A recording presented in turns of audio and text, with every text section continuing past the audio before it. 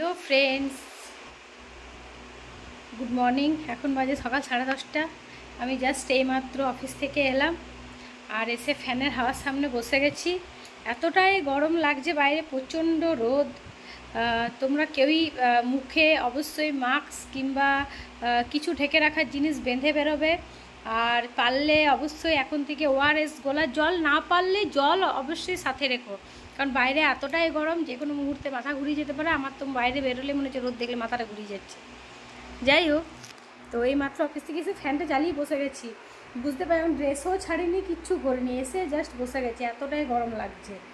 তো আজকে জলদি চলে এসেছি, এত জলদি নর্মালি আসি না। তো আজকে জলদি আসার কারণ আছে, আজ অতটা কাজের চাপ ছিল না, ওই জন্য ফাঁকা পেয়েছি, চলে এসেছি। যা হয়। তো ওই জন্য ভাবলাম তোমাদের সাথে অনেক দিন কথা হয়নি, সামনে আসিনি, তো ওই জন্য চলে এলাম। সামনে নিয়ে আমার স্ট্যান্ডটা কোথায় আছে আমি খুঁজে পাচ্ছি না।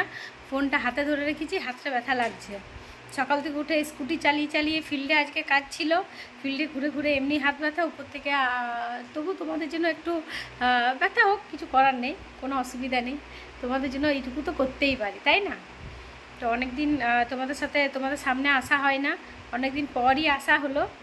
তো সবাই কেমন আছো অবশ্যই আমাকে জানিও, আর সবাই ভালো থেকো।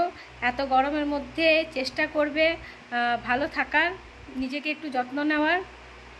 ব্যাস, বাই। আর কিছু বলার নেই, আজকের মতো আজ প্রচণ্ড থকে আছি।